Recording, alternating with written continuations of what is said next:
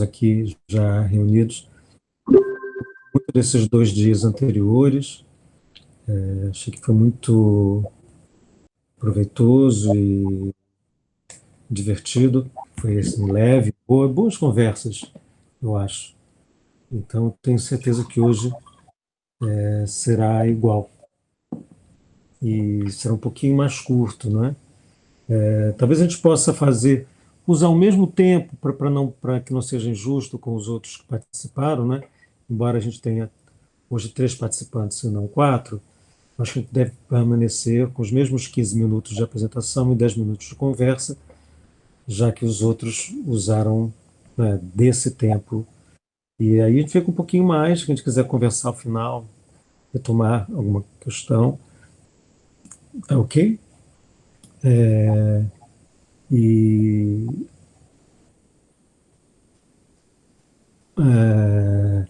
também sigo o mesmo procedimento dos 2 dias anteriores e sugiro que a gente use a ordem dada aqui no caderno de resumos, onde aparece por ordem alfabética. Então a gente teria primeiro o André Luiz Uzeda, daqui da FRJ, o Paulo Maia, também da FRJ, e terminamos com o Rodrigo Águeda, da Unicamp.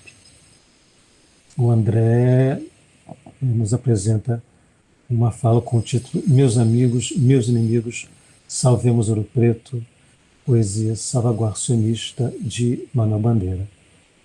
Bem-vindos a vocês todos, excelente tarde. André, com você, obrigado. Obrigado. Então, eu sou o André Uzeda, eu quero agradecer a oportunidade de troca, de partilha. Eu vou fazer uma exibição, eu estava explicando ao canal agora, um pouco antes, né, da gente começar oficialmente, que a minha conexão tem travado bastante. E eu vou fazer uma apresentação, e para garantir que a apresentação fique fixa, eu vou fechar minha câmera e, ao final, na hora da nossa conversa, eu resgato. Então, vou fazer isso agora.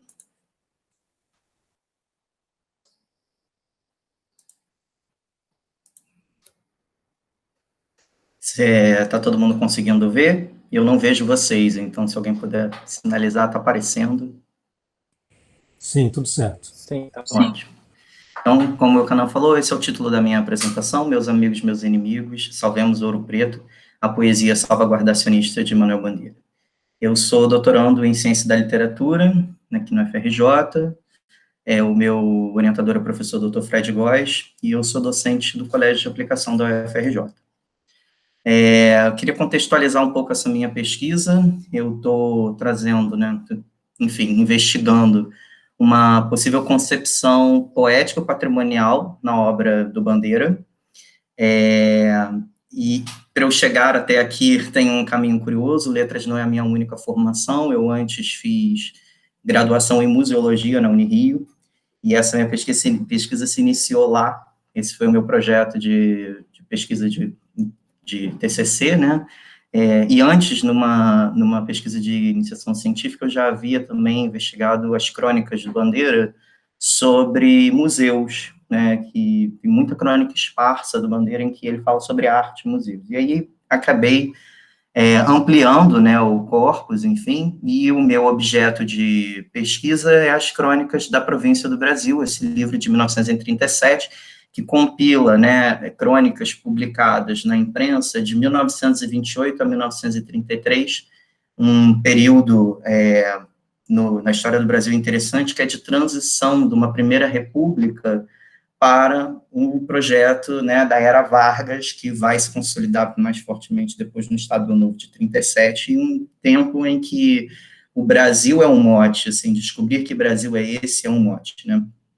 O caminho teórico-metodológico que eu vou desenvolvendo, né, que eu tenho vindo desenvolvendo, é partir do traço da humildade, né, que o Arrighi fala em Humildade, Paixão e Morte, que é um clássico ensaio, né, sobre a poesia do Bandeira, para tentar conceber um humilde patrimônio no presente na obra do Bandeira, de que o Bandeira trata. E é importante mencionar que há uma atuação, né, literária do Bandeira com esse tema, mas que também se estende para uma ação na vida pública. Não só ele mobilizava o debate público com as suas crônicas sobre a temática do patrimônio, como ele mesmo foi membro do Conselho Consultivo do ISFAM de 1938, e esse era um cargo, né, então, vitalício, até o final de sua vida. E eu encontrei algumas atas já do período final da vida do Bandeira, 67, 68 mesmo, assim, que ele já está bem velhinho, ainda assinando na lista de presença, né, das reuniões do Conselho Consultivo. Então, acho que são um dado interessante, né, para entender um pouco de como eu vou me apropriando dessa relação com esse tema. Bom, nesse livro, né, nesse volume das Crônicas da Província do Brasil, a gente vai ver um diálogo com o projeto modernista, né, sobretudo com o projeto dos intelectuais paulistas, né, com a preocupação de uma identidade nacional. E ele estabelecia, nessa época, um diálogo intensíssimo com o Mário, né, sobretudo nas correspondências, que vão até 1945, né, enfim. E essas crônicas, elas ficam em torno, né, de temas nacionais, né, de história, de artes plásticas, de arquitetura, da literatura, da música, do folclore, as manifestações culturais de caráter popular, enfim. E dentro desse mote, né, está na linha do horizonte a constituição de um patrimônio histórico-cultural brasileiro, e ele é mais um dos modernistas, né, que foi um projeto tocado pelos modernistas, mais um a compor aquele hall da fama, né, dos modernistas que estiveram à frente ali junto com o Gustavo Capanema no Ministério da Educação e Saúde, contribuindo, né, intelectualmente para esse projeto. Então, o meu gênero, assim, de estudo, ele não é a poesia, né, é a crônica, mas eu estudo um poeta, então eu faço, né, eu vou fazendo esse movimento de estudar as crônicas em relação, né, estabelecendo comparação com a produção poética do Bandeira, né. E é interessante observar como a crônica é um espaço de livre experimentação estética e temática. Muitas das crônicas que aparecem, assim, de temas que aparecem nas crônicas do Bandeira, depois vão se consolidar em poemas, inclusive do ponto de vista estético. Eu já venho conseguindo reconhecer trechos de crônicas que aparecem ipsis literis num poema. Há um poema, por exemplo, chamado Ouro Preto, e na crônica que abre o Crônicas da Província do Brasil, que é uma crônica sobre Ouro Preto, tem a expressão da sombra descomunal de Aleijadinho, e é uma imagem que aparece, né, repetida. Então, enfim, a crônica como esse espaço de uma experimentação estética. E o recorte que eu quero trazer para vocês hoje é um poema, né, sobre Ouro Preto, chamado Minha Gente, Salvemos Ouro Preto, e é interessante porque Ouro Preto já vinha sendo tema de outros intelectuais e literários, né, nas suas obras. A Márcia Arruda, por exemplo, tem um estudo importante sobre isso, né, sobre os modernistas e a relação com a cidade de Ouro Preto. E também o Ângelo Osvaldo e o Evaldo Correia fazem um estudo específico da relação de Bandeira com Ouro Preto. Então, são pessoas em quem eu venho me aproximando aqui dos estudos, para poder para avançar na pesquisa, né, e compreender essa possível concepção poética patrimonial que eu estou abordando. Então, dentre o rol de coisas que o Bandeira escreveu sobre Ouro Preto, tem os poemas, tem crônicas e tem um objeto muito caro, né, que é o Guia de Ouro Preto, publicado em 1938, que é o mesmo ano, né, sem ser o ano seguinte, mas, enfim, o ISFAM, o decreto-lei de 25, de 37, é de dezembro, e em 1938 já há a publicação do Guia de Ouro Preto. E o poema que eu vou, né, trazer aqui para a gente ler, Minha Gente, Salvemos Ouro Preto, foi reunido depois em Opus 10, em 1952. Vamos a ele, então. Minha Gente, Salvemos Ouro Preto. As chuvas de verão ameaçaram derruir Ouro Preto. Ouro Preto, a vozinha, vacila. Meus amigos, meus inimigos, salvemos Ouro Preto. Bem sei que os monumentos veneráveis não correm perigo, mas Ouro Preto não é só o Palácio dos Governadores, a Casa dos Contos, a Casa da Câmara, os templos, os chafarizes, os nobres sobrados da Rua Direita. Ouro Preto são também os casebres de taipa de sopapo, aguentando-se uns aos outros ladeira abaixo, o casario do vira-saia que está a vir a não vir em churro, e é a isso que precisamos acudir urgentemente. Meus amigos, meus inimigos, salvemos Ouro Preto. Homens ricos do Brasil, que dás 500 contos por um puro sangue de corridas, está certo, mas dai também dinheiro para Ouro Preto. Granfinas cariocas e paulistas, que pagais 10 contos por um modelo de Christian Dior e meio conto por uma permanente no Baldini, está tudo muito certo, mas mandai também 10 contos para consolidar umas 4 casinhas de Ouro Preto. Nossa Senhora do Carmo de Ouro Preto vos acrescentará. Gentes da minha terra, em Ouro Preto alvoreceu a nossa vontade de autonomia nos sonhos frustrados dos inconfidentes. Em Ouro Preto alvoreceu a nossa arte nas igrejas e esculturas do Aleijadinho. Em Ouro Preto alvoreceu a nossa poesia nos versinhos do desembargador. Minha gente, salvemos Ouro Preto.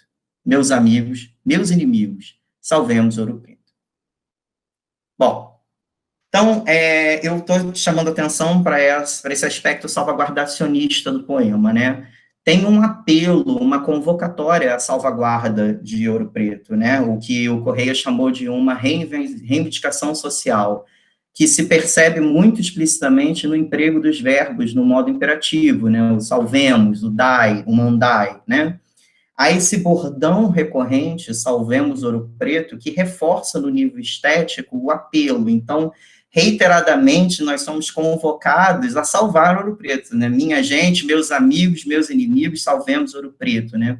O Correia vai analisar esse refrão como se fosse quase a única característica mais fortemente estética do poema. Ele diz, excetuado o refrão que move o poema, a composição está quase desnuda de roupagem. É fato que há uma linguagem que é explícita, né, e é pouco revestida de uma linguagem figurativa, mas eu vou tentar avançar um pouco aqui na leitura para mostrar que existem outros artifícios estéticos importantes aqui que contribuem para corroborar essa noção salvaguardacionista que eu estou tratando, né. Primeiro, sim, com relação a esse movimento dos interlocutores, que vão gerar um efeito importante, né, mais à frente. Ele começa com minha gente, meus amigos, meus inimigos, depois ele vai especificar aos homens ricos do Brasil e às granfinas cariocas e paulistas, para depois retomar os gentes de minha terra, que é generalista de novo, né? E percebam que há uma ironia implícita nesse discurso, né? Assim, fazer uma contraposição em convocar os amigos e os inimigos, né? Será que está, de fato, dialogando com inimigos, né? Uma pergunta, enfim. E quem seriam esses inimigos? É curioso porque a minha gente está próxima, né, de meus amigos, ao passo que os meus inimigos estão próximos dos homens ricos do Brasil e das granfinas cariocas e paulistas. Mas em termos monetários, são aos homens ricos do Brasil e às granfinas cariocas que se pode apelar para poder, né, conseguir salvaguardar, enfim, né, Ouro Preto, em termos, falando em dinheiro mesmo, né.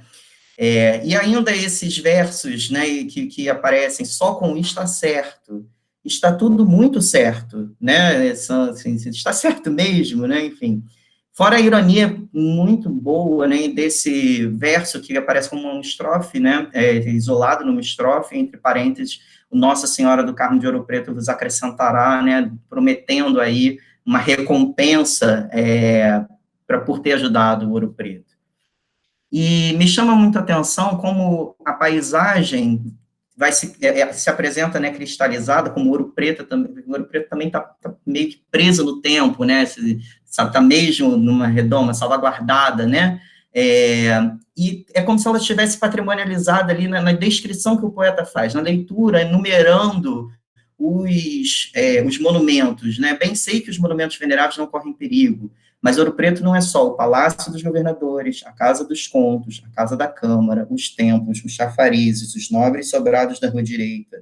Ouro Preto são também os casebres de taipa de sopapo, aguentando-se, que é uma imagem bonita, né, aguentando-se uns aos outros, ladeira abaixo, como eles estão ali, escorando-se um ao lado do outro. O casario do Vira-Saia, aqui está, vira, não vira, enxurro. Eu acho que há aqui também, sonoramente, há um apelo, né, importante também, assim, que está, vira, não vira, enxurro, né, enfim.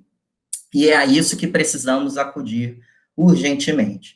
E aí eu chego aonde me interessa, né, assim, pensar nesse patrimônio do Bandeira como um humilde patrimônio. Percebam que o que está em jogo é uma atenção ao casario e aos casebres, em detrimento dos monumentos que eles chamam de veneráveis, né? Então, é uma ótica não monumental, é uma ótica para o detalhe, para o pequeno, para o cotidiano, para o corriqueiro, de que o Arrighucci Júnior fala. Eu queria contextualizar também a produção, o momento de produção em que esse poema veio à tona, que originalmente foi publicado no Correio da Manhã, e eu vou até fazer um destaque aqui para vocês darem uma olhada, né, e houve pouquíssima mudança dessa versão publicada no jornal originalmente, para que foi depois compilada, né, tanto na Estrela da Manhã, quanto nas obras dele, da Nova Aguilar. E ela é publicada em 7 de setembro de 49 e ligada a uma campanha que está sendo realizada nesse momento pelo Departamento do Patrimônio Histórico e Artístico, ainda não era IFAM, era DEFAM, em campanha de benefício de Ouro Preto entre 1949 e 1950, e só depois, em 52, que ele vai publicado em Opus 10. Alguns destaques aqui que eu acho importante fazer. Assim, primeiro, que há uma ação política na publicação desse poema, né, pautar na imprensa o debate público acerca da preservação do patrimônio. O jornal também é uma coisa que eu gosto de chamar a atenção aqui, porque ele é o suporte tradicional da crônica, mas aí ele publica o poema, eu faço um jogo aqui, seria então um poema crônica, né, e eu ainda vou reforçar esse meu argumento com a questão de como é uma temática datada, né, assim, Ouro Preto naquele momento estava vivendo uma campanha em benefício, né, para angariar recursos para salvar o casario de Ouro Preto que vinha se derrubando, né, já vinha se deteriorando pelas chuvas e tal. Então, tem aí uma temática datada, né, assim, que é típico da crônica também. E acho que é muito importante também chamar a atenção para a data em que esse poema é publicado, que é no dia 7 de setembro, né, que é a comemoração da independência, e a relação com a menção aos inconfidentes, né.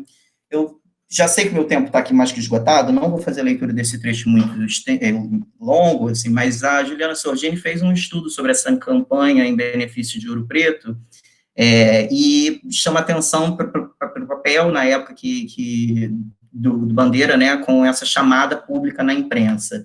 E ela chama atenção para esses pronomes, assim, ligando a essa ideia da identidade nacional, a nossa vontade de autonomia nos sonhos frustrados dos inconfidentes, a nossa arte, na figura do Aleijadinho, né, e a nossa poesia, que aparece ali com a figura desses versinhos do desembargador, a que ele está se referindo é o Tomás Antônio Gonzaga, né, esse imaginário modernista de resgatar a arte no período colonial brasileiro, como se fossem as nossas raízes, originalmente, isso é uma construção discursiva e imaginária. A Marisa Veloso tem um trabalho importante sobre isso, né, assim, como esses modernistas vão delinear o que no nosso passado vai ser representativo, e esse é um projeto que ganha de narrativa, que ganha de um outro projeto que existia, que era integralista, nacionalista, que também queria tomar a frente desse debate com Gustavo Barroso, e que não conseguiram chegar lá, né, venceu um projeto modernista, o Capanema era muito ligado a esse grupo, enfim.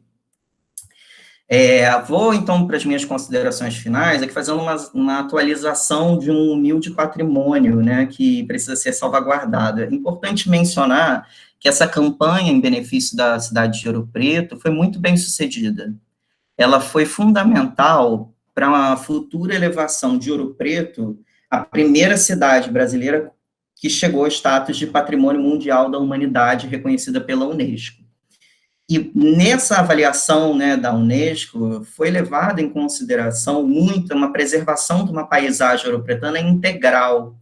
Foi levado em consideração o aspecto, assim, olhar para o calçamento, nos paralelepípedos ou nas pedras, né, que foram, enfim, lavradas com mãos humanas, né, de homens escravizados, enfim. Então, o casario barroco, com seus telhados em duas águas, que é uma outra característica também desse nosso barroco, enfim, o entorno de um patrimônio natural, como a cordilheira, né, da Serra Estadual do Espinhaço e o Parque Estadual do Itacolomi, né, com a Pedra do Itacolomi e tal, que é muito famosa. Enfim, então Ouro Preto precisou ter salvaguardado o miúdo de que o Bandeira está chamando a atenção, né?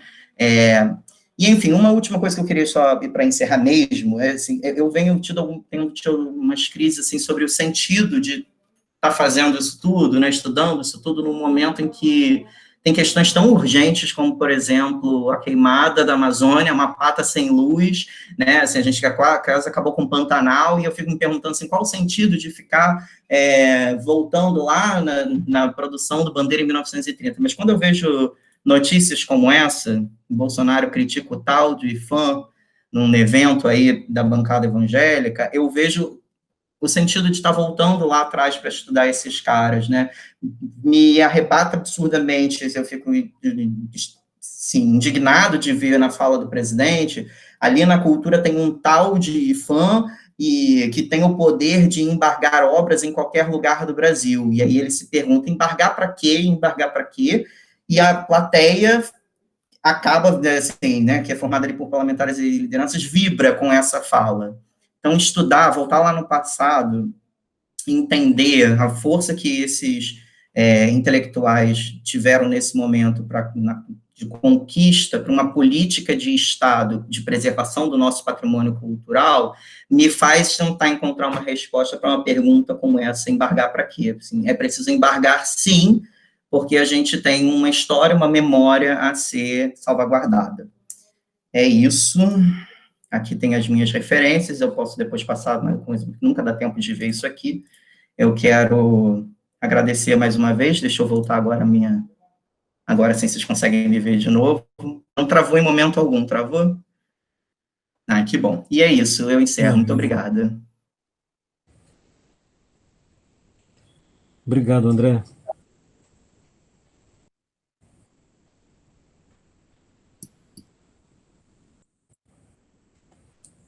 Se alguém quiser comentar alguma coisa, perguntar. Eu quero perguntar algo para o André, pode ser? O André, interessante você falando do Bandeira, eu já tinha observado muito essa preocupação, não preocupação, mas esse envolvimento com museus no Drummond, no Cabral principalmente, né? Chega a ter um livro que é uma ideia de museu. E o Drummond, se a gente pensa hoje, onde está salvaguardado o nosso patrimônio literário, num arquivo Museu de Literatura Brasileira, né, que é uma ideia do Drummond. Mas aí no Bandeira, além de Ouro Preto, é só uma curiosidade mesmo, porque eu nunca li o Bandeira pensando nessa questão de preservação de patrimônio, de museu.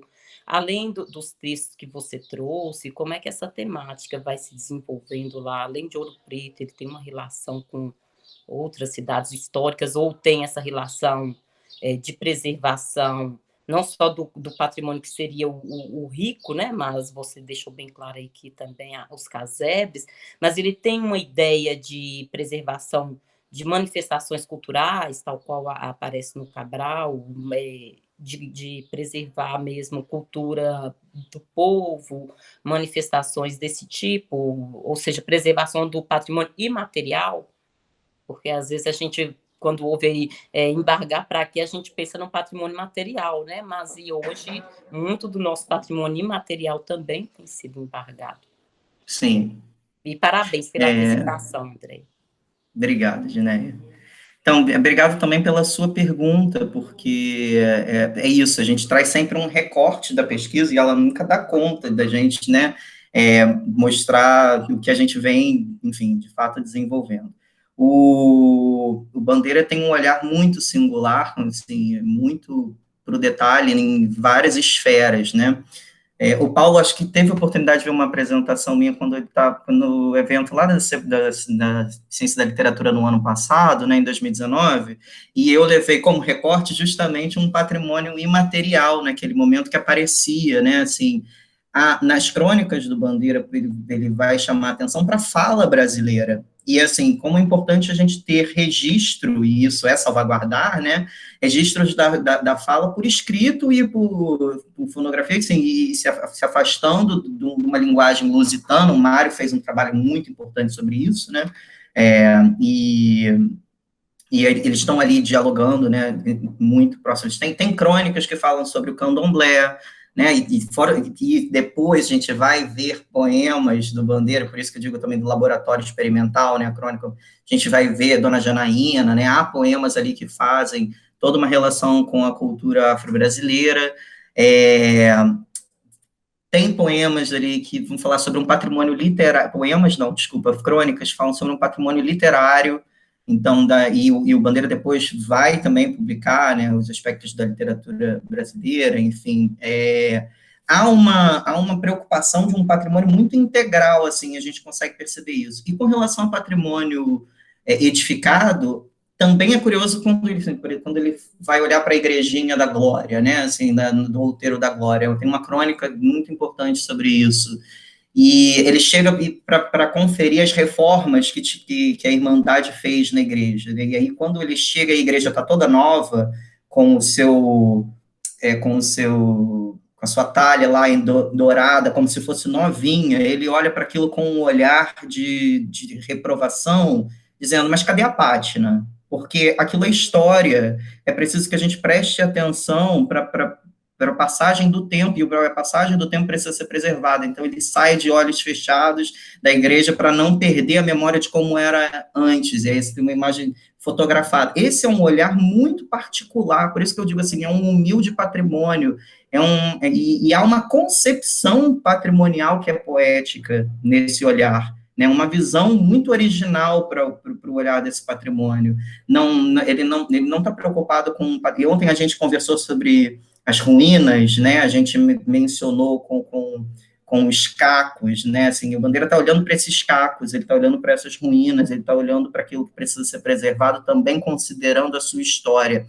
E esse é um olhar já muito recente nas discussões museológicas, porque até a década de 80, 90, era importante você recuperar, mas se você fazer um trabalho de restauração para manter como se fosse novo.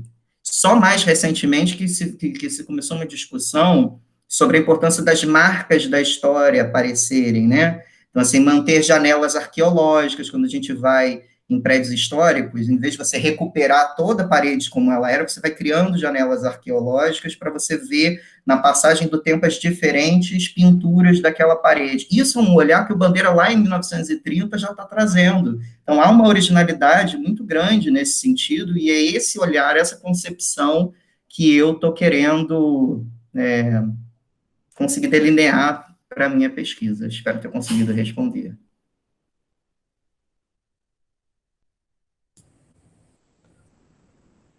André, vou falar assim, muito brevemente, muito mais brevemente do que eu gostaria, porque esse seu tema me entusiasma por todos os aspectos, porque a bandeira e porque é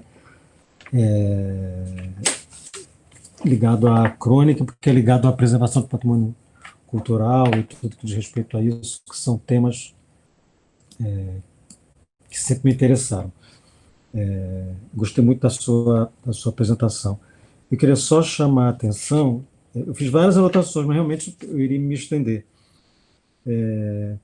para uma coisa que é o fato de que a gente não deve esquecer, talvez fosse interessante trazer para o seu trabalho a lembrança de que o Bandeira é um poeta, não vou dizer sobretudo, mas em grande medida, como a gente sabe, o poeta do tema da morte, né? E, na verdade, quando diz salvemos Ouro Preto, na verdade, está querendo salvar da morte Ouro Preto. Então, na verdade, o trabalho de patrimônio, de salvaguarda, é sempre um trabalho de luto, né? É sempre, só se preserva aquilo que está sob risco. Então, é sempre um trabalho, né, que lida com a ameaça, com a imagem da morte, com o luto, é, sempre batendo à porta, né? Então, eu acho curioso imaginar esse poeta da morte lutando bravamente pela vida desse patrimônio, que eu gosto muito da ideia que você trouxe de um patrimônio modesto, né? Não dos grandes monumentos, não da excepcionalidade, mais desse patrimônio comezinho, um pouco invisível, bem chão, não é? Que diz tanto da poesia do Bandeira, das outras questões ligadas a ele. Anota um pouquinho que talvez fosse interessante para você na sua pesquisa, totalmente fora do âmbito, o que você apresentou hoje está para lá de suficiente e de muito bom. Mas só porque um pouco como lembrou a Milena, o que você sabe provavelmente melhor do que nós todos, talvez fosse interessante que em algum momento você comparasse como isso aparece no Bandeira, talvez ajudasse para entender melhor o Bandeira, iluminar, ainda que brevemente, o Drummond, que eu acho que talvez seja o poeta que, nesse sentido, conversa mais diretamente com ele. Eu acho que não é o caso do Cabral mesmo, o Cabral é mais uma coisa das obras de arte, não sei o quê, é um pouco ele não... A ideia da preservação, no sentido de uma coisa ligada, exatamente como ele está tratando, né, ligado à salvaguarda dos bens arquitetônicos, eu acho que não é uma questão que passa pelo Cabral. Acho que não é. Acho que assim, direto, ou pelo menos indiretamente. Diretamente, eu acho que isso aqui é o Drummond, né? E aí eu acho que isso poderia ser muito interessante que em algum momento você os aproximasse para iluminar melhor o Bandeira. Eu sei que o seu objeto é o Bandeira, né? Mas talvez isso Te ajude. agradecer muito, porque são contribuições riquíssimas, assim, pensar a dimensão da morte é o segundo passo, né? Eu já esgotei a questão da humildade bem, né, com o Davi Aiguchi, e agora eu quero me debruçar sobre a dimensão da morte, que eu acho que tem muito a ver isso que você comenta sobre o luto.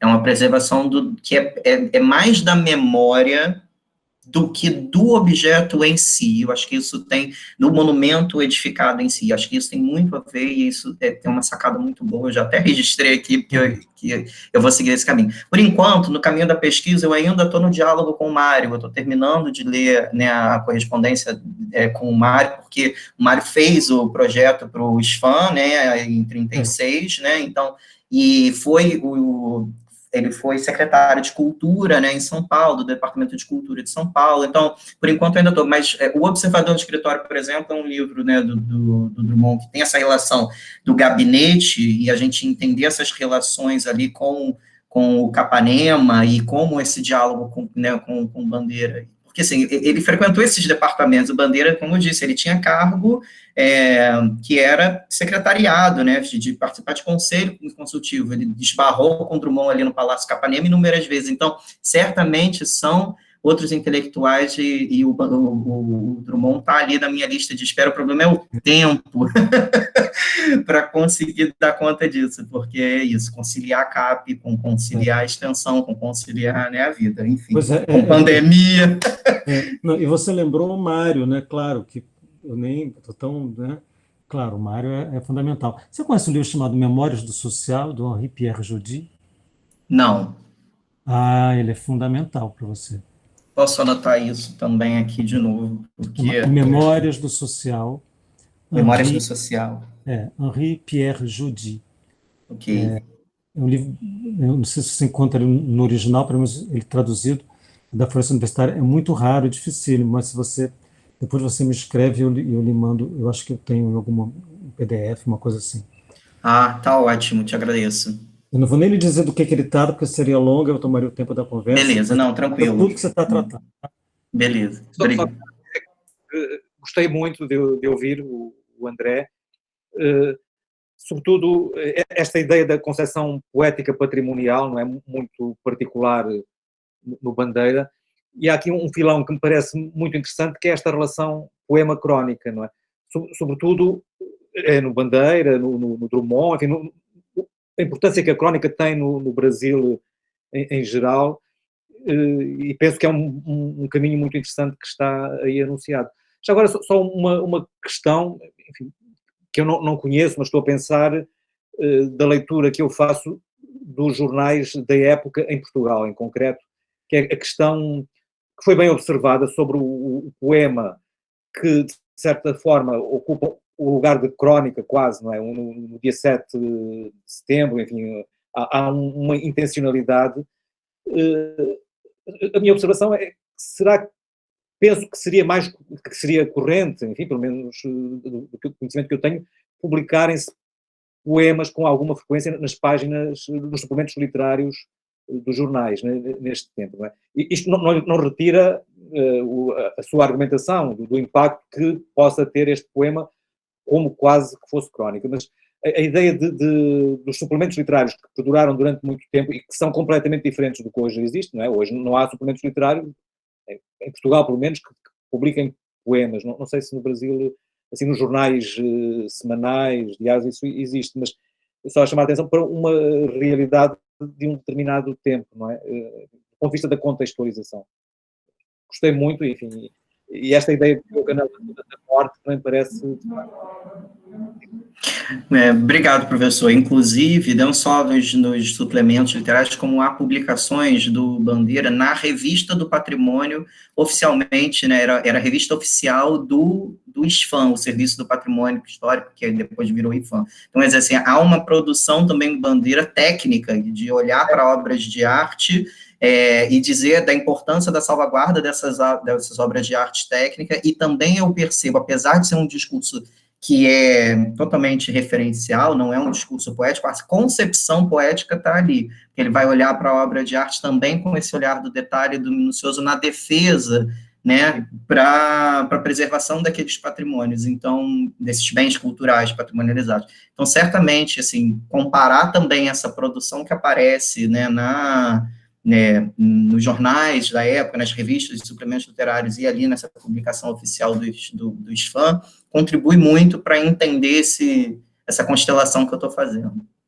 E há uma questão que se levanta na poética do Bandeira, que é o prosaísmo, digamos assim, ou enfim, esta questão da crónica, como ele trabalha muito a crónica e como a transpõe muitas vezes para o poema, enfim, poema que às vezes tem versos que poderiam ser prosa, enfim, é um campo onde esse diálogo é muito interessante, não é? E essa concepção poética está nos textos até mais técnicos, essa hibridação é muito interessante. André, obrigado. Carlos, obrigadíssimo. Vamos partir, então, para o Paulo Maia, que também é do FRJ, e que vai apresentar uma comunicação chamada José no Edifício, Drummond entre o campo e a cidade. Paulo, obrigado. Valeu, obrigado, Eucanã. Boa tarde, gente.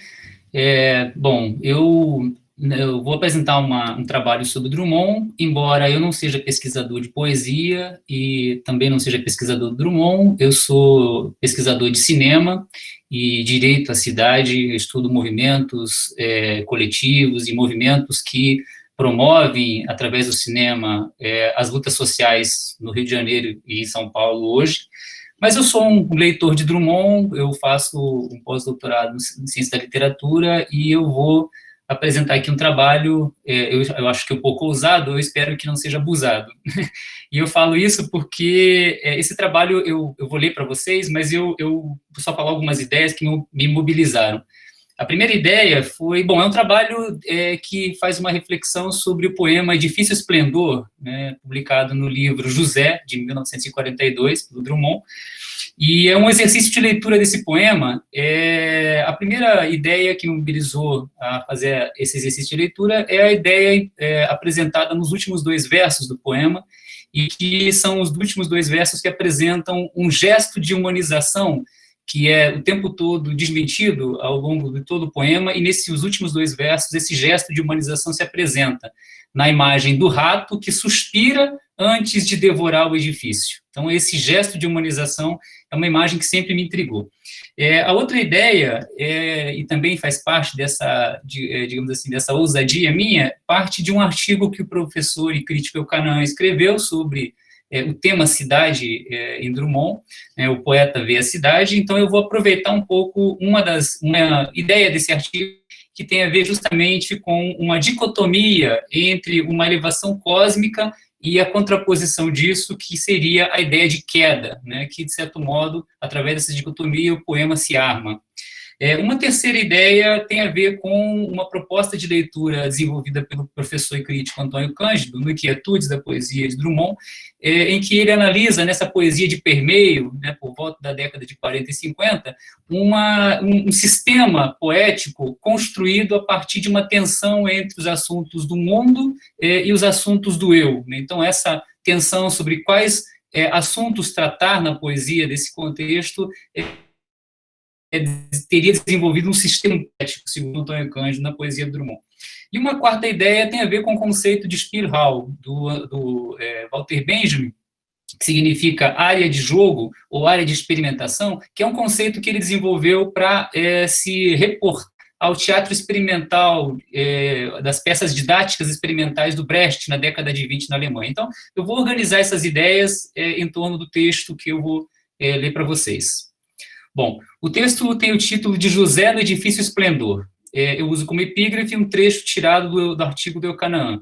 Na modernidade, as formas já nascem sob o signo do efêmero. Eucanaã Ferraz. Walter Benjamin definiu o conceito de Spielraum como espaço de jogo ou experimentação, a partir das peças didáticas de Brecht, realizadas nos anos 20, com operários nas ruas de Berlim com fins sindicais. Na verdade, o filósofo emprestou o conceito da proposta teatral, caracterizada pelo improviso dos textos e dos gestos e pela experimentação das encenações em espaços adaptados e com poucos elementos cênicos. O vazio desses espaços e os raros objetos em cena estimulavam e até exigiam os improvisos e experimentos valorizados pelo filósofo, para conceituar o que ele destacará como arte efêmera, em um texto sobre o teatro infantil experimental soviético. Carlos Drummond de Andrade escreveu o poema Edifício Esplendor no auge do Estado Novo e de todo o entusiasmo com a modernização urbanística e tecnológica do país. Na areia da praia risca-se o novo edifício, onde o elevador sem ternura expele e absorve a substância humana que fecha cada uma em sua célula. Na peça, o poeta expõe sua desconfiança com relação a este novo living, que centraliza a experiência da vida moderna, como uma metáfora da cidade na modernidade. Ele parece apresentar sua visão, no entanto, em um espaço fechado e ritmado pela máquina, atulhado de objetos que impedem a mutabilidade experimental do espaço e do tempo, no sentido dado por Benjamin. O poeta vê a cidade é o título de um artigo escrito pelo crítico e professor e poeta Eucanaã Ferraz, no qual ele analisa o poema e outros textos do Drummond dedicados ao tema. No debate, ele propõe uma leitura da relação de Drummond com a temática sobre a cidade ao longo de sua obra. Poemas mais embalados pelo espírito coloquial, arlequinal e livre formalmente, com um tom positivo sobre a cidade nos primeiros livros ainda modernistas. Outros poemas, do mesmo modo espirituoso, com acento sobre a experimentação da linguagem, emergem em sua obra nos anos 60 e depois, com uma tonalidade igualmente leve, talvez jocosa, sobre o ambiente visado. Mas alguns poemas dedicados à temática na sua obra nos anos 40, entretanto, abordam o assunto de maneira melancólica e formalmente pouco experimental, demonstrando uma tonalidade perturbadora na sua poesia de permeio. Se o tema é transversal em Drummond, como aponta Eucanaã, em 1940, ele atravessa seu próprio corpo e incorpora a sua voz. Eu cito um trecho do poema. Meu coitado corpo, tão desamparado entre nuvens, ventos, neste aéreo living. Eucanaã destaca no poema em questão um vício do corpo e do olhar, palavras do Eucanaã, com impressões tiradas da geografia, do urbanismo e da arquitetura, para compor cenários de vida moderna como uma experiência cósmica e, ao mesmo tempo, técnica. As duas esferas compondo um balanço em que a arquitetura, como uma proposta mítica de ordem e harmonia do caos, se orientaria pela lógica de projetos delimitados pela mecanização da vida e das relações sociais. O mito e a tecnologia como contradição potente. E aí eu cito dois trechos que demonstram essa contradição potente. O primeiro deles é logo na abertura do poema, quando o poeta traz a seguinte ideia: salta o edifício da areia da praia, como uma imagem mítica, né, de uma uma proposta de ordenação do caos. Versus um outro trecho que justamente mostra o contrário, nessa contradição potente. O elevador sem ternura expele e absorve, num ranger monótono, substância humana. É nessa contradição que está a força poética em Edifício Esplendor, talvez o relógio poético que marca a implosão inevitável de tudo, do corpo, do edifício, do poema. Há uma energia cósmica que se concentra na produção do seu contrário. Entre mito e tecnologia estaria o corpo moderno na condição de uma nova queda. O olhar negativo de Drummond sobre a modernidade, assim, não se dá sem a paradoxal curiosidade e sem um certo nível de adesão voluntária, que é contraposta com imagens de uma outra realidade, relembrada com o saudosismo. A queda do corpo e do edifício são simultâneas e se dão pela falha adâmica do frágil corpo desamparado, no aéreo living. O poema fala da sedução do gás encanado e da altura das sacadas, onde roupas se agitam penduradas, sugerindo suicídio. Há um entrelaçamento entre corpo e edifício, criando um mecanismo de fuga e retorno, magneticamente. A vida jogada fora voltava pelas janelas. Contra a monotonia do apartamento e dos vários objetos fixos, cada um em seu lugar, sem mutabilidade que salvasse a experiência, no sentido benjaminiano, o olhar começa a passear nos retratos, em busca de outros sítios. E aí, essa imagem saudosa, que representa essa busca de outros sítios, vem em 2 trechos que eu vou ler para vocês agora. Ó, que saudades não tenho de minha casa paterna. Era lenta, calma, branca, tinha vastos corredores e nas suas 30 portas, 30 crioulas sorrindo. Talvez nuas, não me lembro. Chora, retrato, chora. Vai crescer a tua barba neste medonho edifício, de onde surge tua infância como um copo de veneno. A saudosa lembrança da extinta casa paterna é uma curiosa imagem que rebate a falta de vigor da vida moderna. Mesmo como copo de veneno, o mundo mitológico perdido da infância rural e patriarcal não deixa de ser visto com um tom positivo diante do contexto atual. 30 crioulas sorrindo, talvez nuas, não me lembro. É como o poeta recorda das 30 portas da casa do pai, que era lenta, calma, branca, muito distinta das células estanques onde as famílias se fecham então. Um pouco d'água, peraí. O universo rural no qual as relações orbitam a casa do pai, e por extensão o próprio pai, funciona no poema como uma sugestão do paraíso perdido drummondiano. Porém, se trata de uma amarga rememoração, satisfatoriamente relegada ao retrato da infância na parede, que surge como um copo de veneno. Esta tensão entre o mundo e a mitologia da personalidade é identificada por Antônio Cândido no ensaio Inquietudes da Poesia de Drummond como um sistema ou um núcleo emocional a cuja volta se organiza a experiência poética de Drummond, na fase que compreende o livro José, onde se encontra o poema analisado. E aí eu cito um trecho desse artigo do Cândido, em que ele fala o seguinte: o bloco central da obra de Drummond é, pois, regido por inquietudes poéticas que provêm umas das outras, cruzam-se e, parecendo derivar de um egotismo profundo, têm como consequência uma espécie de exposição mitológica da personalidade. Fecha a citação. O projeto modernizador do país, que emergiu depois de Vargas, buscava uma ruptura com o mundo rural e arcaico herdado do período colonial. Contra a percepção do atraso de um modelo econômico, político e social, representado no cenário rural sob o mando inflexível do patriarca, projetava-se a cidade e os seus instrumentos tecnológicos de produção industrial e reprodução da vida automatizada como marco do progresso e do desenvolvimento. Sem dúvida, Drummond desconfiava dessa ideologia, a qual, entretanto, não repele completamente. Sem repelir também, o poeta frequenta o mundo antigo, cujos tapetes envelheciam pisados por outros pés.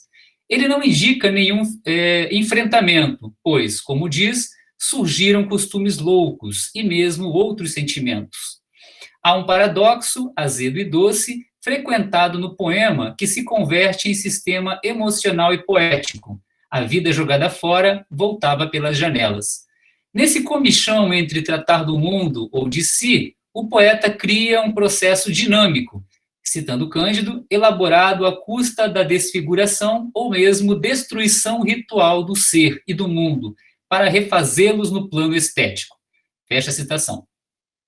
Entre o corpo, o edifício e o casarão da infância, o poema costura uma estranha forma negativa de reconciliação e amor, como aponta Wisnik, no livro Maquinação do Mundo, ao analisar a presença de Itabira e do peso da tradição familiar na expressão do poeta. Eu faço uma longa citação do Wisnik aqui, comentando um pouco essa reconciliação, essa estranha forma negativa de reconciliação.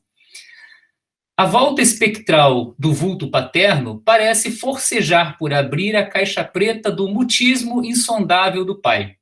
Abismada em seu secreto latifúndio, diz Iumina Maria Simon, a figura do pai está envolta pelo desempenho do mando, absorvida pelo trabalho, pelo uso costumeiro da violência e do silêncio, com seu domínio absoluto sobre tudo e todos. Se a relevância e afeto que o cercam em vida são totalmente destituídos de simpatia, o que tem por efeito submeter e aterrorizar a todos que estão em torno, a morte permite ao filho abordar de forma elegíaca a figura oniricamente recomposta do pai e dirigir-se a ela por meio de uma estranha forma negativa de reconciliação e amor, liberada, afinal, da obrigação atávica de casta. Graças a isso, o filho parece reconquistar a sua autonomia perante o fantasma do pai, poupando-se da constante violência contra si mesmo e extraindo da sombra patriarcal esmagadora um fio de vida e continuidade, razão pela qual um sopro de proteção paternal faz-se necessário e recorrente. Fecha a citação. Wisnik lê a poesia drummondiana pela contraposição entre o vasto mundo e um certo apego cósmico e histórico com a provinciana Itabira, cujas montanhas e sua temporalidade foram convertidas em gusa para alimentar o progresso urbano moderno. A oposição entre campo e cidade, segundo Henri Lefebvre, no livro Direito à Cidade, deriva da oposição entre natureza e cultura. Mas isso, segundo ele, seria uma imagem ideológica da separação entre dois mundos produtivos diretamente relacionados. A tensão entre eles se daria por uma contradição de interesses, não de paisagem, na qual o poder centralizado pela cidade se impõe sobre o campo através do tecido urbano e de seus equipamentos. O campo, entretanto, é visto através dessa ideologia que o representa como uma regressão à natureza, contra a integração urbana. Edifício Esplendor se apresenta como centralidade da cidade, como síntese integradora do tecido urbano. O edifício, emergido da areia da praia pela força ordenadora do caos, vê sua energia convertida em máquina histórica e sem mito. Antirregressiva, a questão parece motivar a angústia, a potência e a polêmica no poema. A busca de uma imagem do campo para Drummond pode significar uma inspiração de fuga simbólica, de negação da técnica e de alienação que ela provoca. Enredado entre o campo e a cidade, a expressão do mito da própria personalidade e o grito de motivação social, o poeta faz da sua poesia uma desfiguração ou destruição ritual do ser e do mundo, como nos ensina Antônio Cândido. Sua força poética está na dialética entre a negação-aceitação do campo e da cidade, às quais adere sem se integrar plenamente em nenhuma, erigindo monumentos e os ruindo, tal como lemos nos dois últimos versos do poema. Que século, meu Deus, diziam os ratos, e começavam a roer o edifício. Estou concluindo, gente.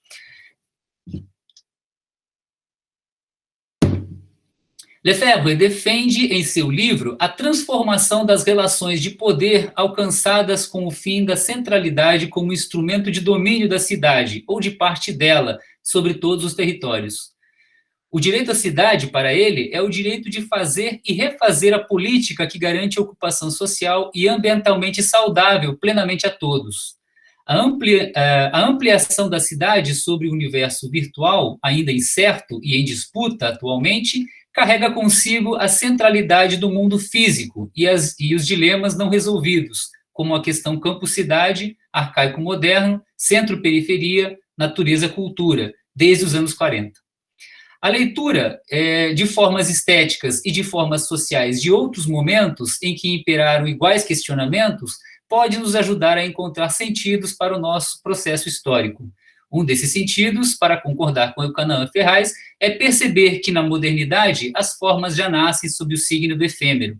Para concluir, retomo a imagem criada por Benjamin para expressar sua aposta na experiência e na experimentação artística. Spielhaus é uma área vazia com poucos elementos e uma ordenação experimental, que é o jogo ou a transformação do tempo e do espaço. Certamente não é o caso do apartamento no qual se encontra o sujeito Carlos, onde os móveis riem, entulhados e estáticos. Porém, podemos suspeitar no poema como os questionamentos de José, as palavras, as coisas passadas e presentes, a máquina e a viagem na família, jogam, lutam, experimentam em uma área livre uma forma efêmera que nasce pelo sublime, emergir do mito e desaba sobre suspiros roedores. Obrigado, gente. Obrigado, Paulo. Paulo, a sua leitura tão completa, talvez todos estejam um pouco com a sensação de que não tem exatamente o que perguntar, talvez. Muito bem elaborada e fechada, né? Um edifício muito bem elaborado. Eu vou fazer uma pergunta aparentemente fora do que você apresentou, mas totalmente dentro, sobretudo assim, porque eu sei que você trabalha com o cinema. Então, assim, é um desafio que você, sei lá, em 2 minutos, me diga alguma coisa assim. Como é que você veria esse poema, O Edifício Esplendor, como é que você olha para ele como alguém de cinema? Ou melhor, como você olha esse poema como um filme? Que filme é esse? Quais são as imagens? Estou pensando, ele como um filme ou ele servindo como um argumento para um possível filme? O que esse poema sugere como cinematografia? Ótima pergunta, Eucanã. Eu acho que eu fui para esse poema, como eu coloquei lá naquelas ideias iniciais, justamente a partir de uma imagem, né, e de uma imagem em movimento, de um gesto, né, que é esse gesto que eu julgo ser o único gesto, digamos assim, humanizador e que é emprestado pelo poeta para um ser, um animal, né, um rato. Eu acho que essa imagem, esse suspiro que o rato dá antes de começar o edifício, né, eu julgo esse gesto humanizador como, digamos assim, o motor de um argumento, de uma estrutura que, e aí sim apoiado no seu artigo, né, condensada a partir de uma expressão cósmica inicial, né, de uma expressão mítica inicial e desmontada por uma experiência automatizada da modernidade, eu acho que o único gesto humanizador que se configura a partir dessa contraposição, né, é esse gesto dessa imagem final. Então, assim, eu vejo esse poema como, na verdade, assim, como um flash que é necessário para justamente ter uma potência nessa imagem final, né? Então, eu vejo dessa maneira. Eu acho que o filme está nesse gesto final, né? Não sei se eu consegui responder, mas o filme está justamente nesse gesto humanizador, ou seja, diante de uma experiência mecanicamente, digamos assim, desumanizadora, que é descrita na configuração desse edifício, o gesto de demolição desse edifício é um gesto, esse gesto de suspiro é um gesto humanizador, né? É um gesto de esperança, digamos assim, né? Então, eu vejo dessa maneira. Eu construiria o filme, se eu fosse fazer uma adaptação, né, desse material, um filme todo em função dessa imagem final. Não sei se eu consegui responder, Canan, essa pergunta, mas é o que em 2 minutos me vem à cabeça. Super respondida. Bem respondida. Carlos, não sei se você quer fazer alguma observação.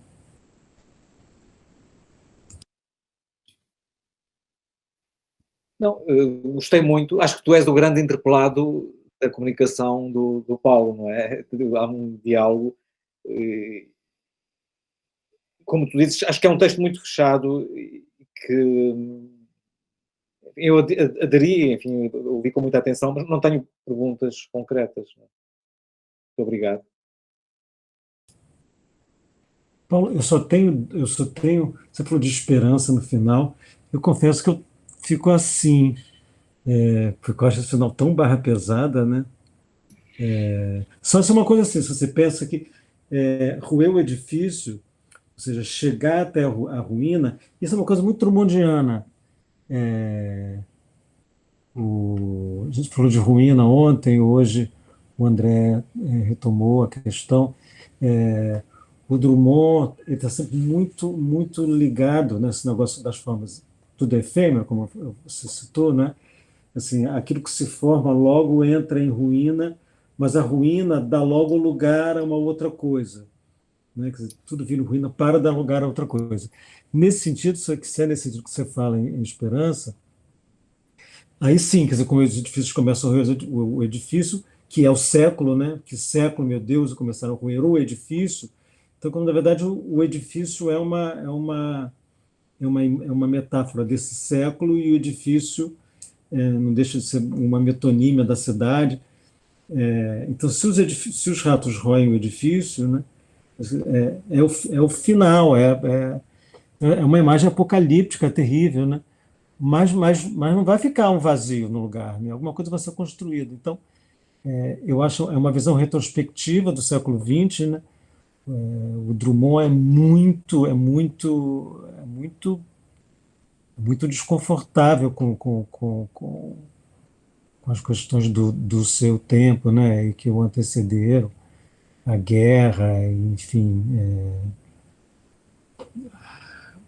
poderio econômico, capitalista. Ele tem assim, um mal-estar do mundiano é muito avassalador, né? Então, acho que quando ele faz com que os ratos roem esse edifício no final, eu acho terrível. Mas eu acho que você trouxe uma perspectiva para mim, acho que na qual eu não tinha pensado, que é realmente, e que é tão drummondiana, que quando os ratos roem o edifício, é para dar início a uma outra coisa, né? Eu acho que, assim, o que eu destaquei como humanizador foi não necessariamente o gesto de roer para dar início a uma outra coisa, porque, de fato, eu acho isso. Eu acho que o edifício é uma estrutura que se monta para se ruir, né? E aí recomeça. Mas eu acho que o gesto humanizador está no suspiro, né? Nesse momento que antecede, digamos assim, ao mecanismo, e é um mecanismo, né, de roer esses edifícios sistematicamente, né? Então, há um gesto que antecede, há um gesto de suspiro que está expresso nessa "que século, Deus", né, diziam os ratos. Então, há um gesto que foge à automatização, né? Eu falo isso um pouco inspirado naquilo que o Wisnik chama de uma estranha forma negativa de reconciliação, que está, na minha leitura, em todo o poema, né? Ele olha para o quadro de Tabira, se arrepende é uma imagem saudosista, uma imagem cheia de contradições, mas que pode ser uma saída, mas não é, né? Ele olha para a janela, que pode também ser uma saída, o suicídio pode ser uma saída, mas não é. Ele olha para o gás e pode ser uma saída, e também não é. Então, ele olha para uma série de saídas, nessa ideia de que ele joga pela janela aquilo que não interessa, mas isso retorna, né? Isso volta. Então, só para fechar essa ideia, eu acho que a esperança está no próprio poema, como uma experiência ou um experimento estético, né? Então, tem um outro poema desse livro que ele fala a luta, lutar com palavras é a luta mais vã, entanto lutamos mal rompe amanhã. Então, essa ideia de de que o Spielraum, para citar o conceito do Benjamin, esse espaço vazio da experiência, né, é o próprio poema. Então, a esperança, digamos assim, está na formulação estética que ele propõe para esses problemas inconciliáveis que ele absorve do mundo, seja da sua infância, na província Itabira, seja dos automatismos modernos, né? Então, eu acho que esse edifício é o próprio poema, é a própria recomposição, digamos assim, dessa natureza contraditória entre o mito e a queda, né, que ele recompõe na esfera poética. Então, eu não sei se faz sentido isso, mas é um pouco dessa maneira que eu li. Não, claro, faz todo sentido.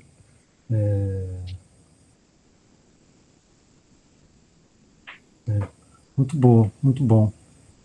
É porque tem uma outra possibilidade de olhar, assim, enfim. Porque também, essa última imagem do poema também, não é? Então, assim, isso e o poema acaba, é um pouco também, não tem mais o que ser dito. Pensando nesse edifício como poema, como você falou, ou no poema como edifício, a última coisa ali ainda tem voz. Depois que isso é dito, não tem mais nada a ser dito. É como se o poema também se calasse. E como se você observou muito bem que tem várias saídas que não são saídas, né? Várias hipóteses que não saem para nada. Quase meio que o José, né? Por isso que o José é difícil. Ou seja, nunca é uma saída, né? Nunca tem uma saída. E talvez a imagem dos ratos seja exatamente a última imagem da coisa. Como não tem saída, só resta destruir o que está ali. Eu não vejo tanto uma. Eu sei o que você quer dizer, perfeitamente, muito claro, muito coerente com a sua leitura. Mas eu fico com uma coisinha assim.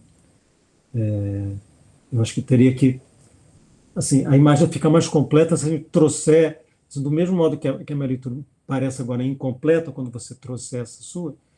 Eu acho que a sua precisa considerar a hipótese de quanto esses ratos também apontam para, como se fosse assim, a exacerbação dessa ausência total de saída, entendeu? Não com uma saída. E, sobretudo, isso que você chamou de humanização, que eu não acho que é exatamente humanização.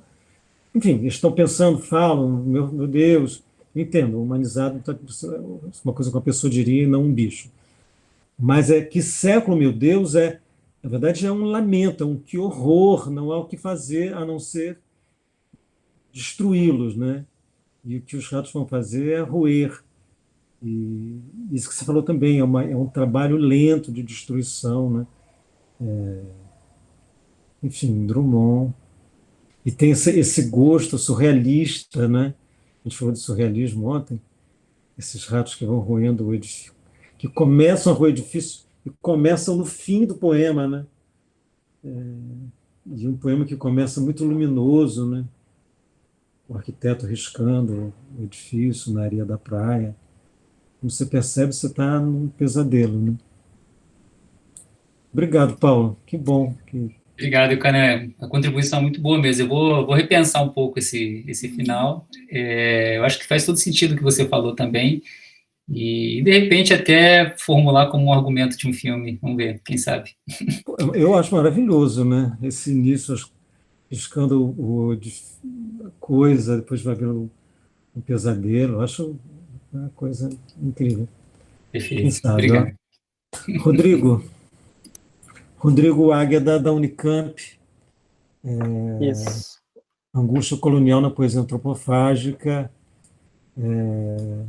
Os amigos do antropófago já estiveram por aí.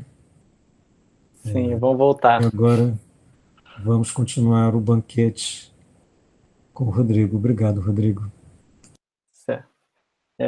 Obrigado. Queria agradecer a oportunidade de estar aqui conversando com vocês todos e ouvindo. Tenho aprendido muito. Lamento não ter podido participar na segunda. Bom, e também vou já me adiantar e pedir desculpa porque eu recebi logo antes de começar aqui a informação da NET de que minha internet, né, de que a internet estava com problema aqui na região até de noite, então eu estou com o celular. Espero que não dê problema. Eu vou começar a apresentação.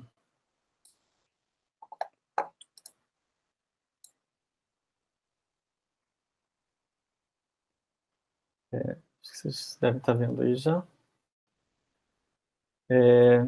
Bom, mudei um pouquinho o nome, mas é a mesma coisa. E eu peço licença para ler.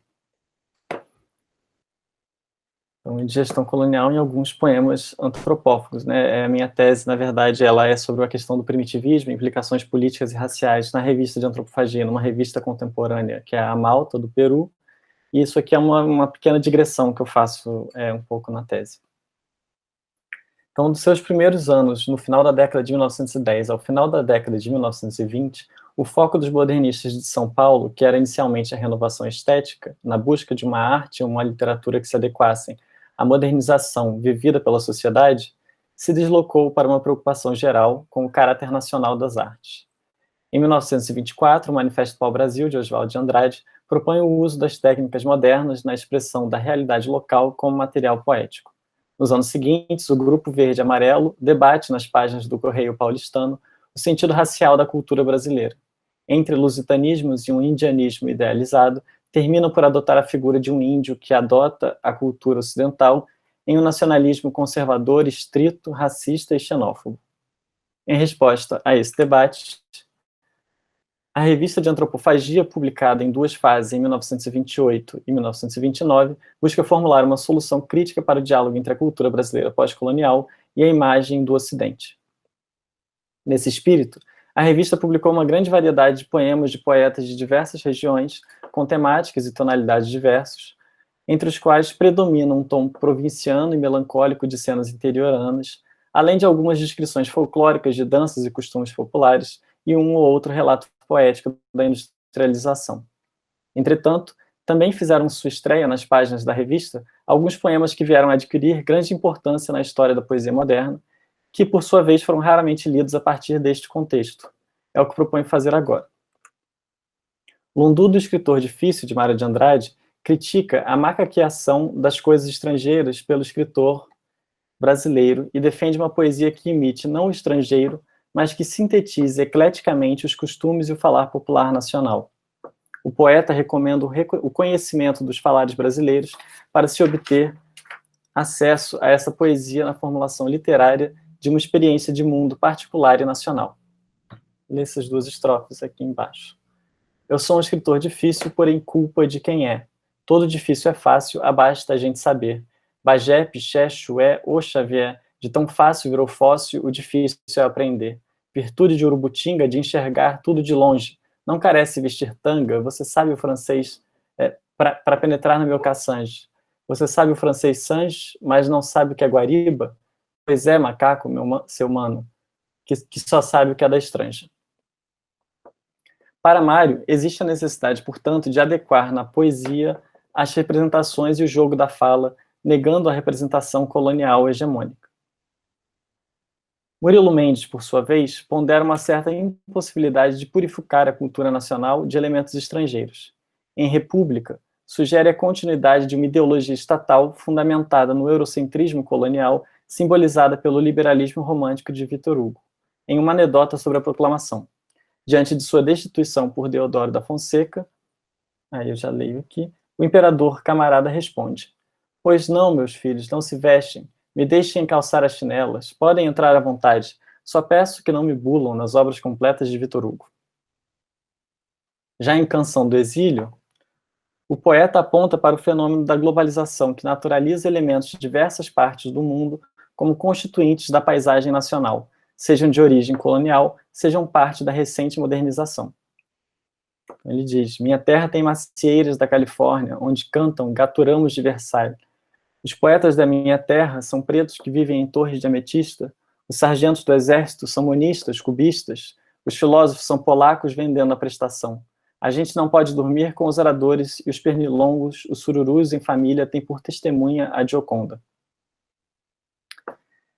Uma das principais questões nos discursos modernistas, no final dos anos 1920, era o estabelecimento de certas formas de relação com a cultura europeia que permitiriam à poesia e à cultura brasileira adquirir força e autonomia. Como argumenta Alfredo César Mello, o autorreconhecimento do intelectual brasileiro letrado de acordo com a tradição ocidental,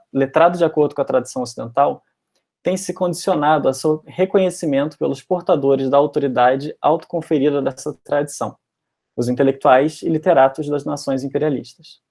Trata-se aí, eu cito o Alfredo César Mello, da atenção de um ator, um intelectual brasileiro, que se imagina pertencente a uma comunidade, a cultura ocidental, cujos principais atores, os sistemas intelectuais dos países centrais, o ignoram solenemente.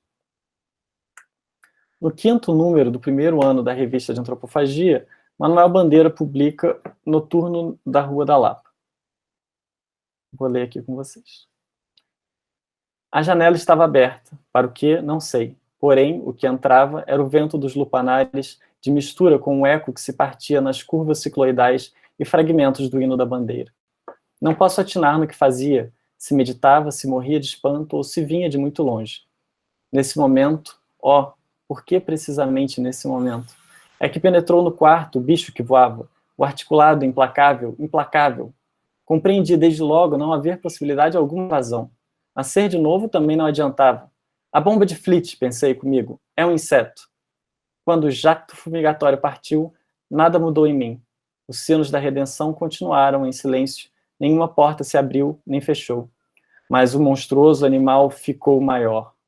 Senti que ele não morreria nunca mais, nem sairia, conquanto não houvesse no aposento nenhum busto de Palas, nem na minha alma, o que é pior, a recordação persistente de alguma extinta Lenora. De um apartamento na Lapa, entre a boemia do bairro carioca, a elegância provinciana do passeio público, e não muito distante dos edifícios oficiais do governo do Catete, o eu lírico sente o vento dos bordéis e fragmentos do hino da bandeira. A presença contrastante dos elementos torna as recordações opacas, colocando em questão até mesmo a pertença àquele lugar. Teria o eu lírico, na verdade, vindo de muito longe? Em meio a esse torpor, o cômodo é invadido por uma presença que causa alerta e confusão. O poema faz clara referência ao Corvo, de Edgar Allan Poe. No poema do norte-americano, estando o eu lírico sonolento, uma presença sombria aparece e lhe perturba a noite.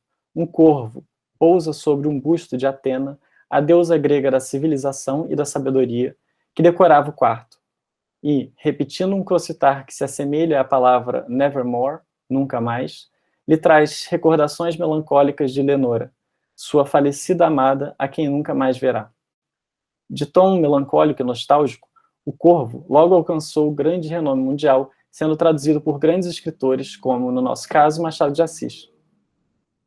O poema trata da angústia do poeta diante da finitude, mas também diante da influência exercida pelo passado. Lenora representa a musa inspiradora perdida, mas sua recordação vem assombrar o poeta justo quando sua atenção parece se dissolver, ao pé de muita lauda antiga de uma velha doutrina agora morta. O poema de Bandeira retoma de forma cômica e irônica o poema de Poe, e remete ao incômodo da reflexão sobre a distância da poesia ocidental experienciado naquele ambiente. Sua casa é invadida aqui por um bicho articulado implacável, quando ouvia o som do hino da bandeira e sentia o vento dos lupanares. Desde o entrelugar do poeta latino-americano, não havia solução. Nascer de novo não adiantava.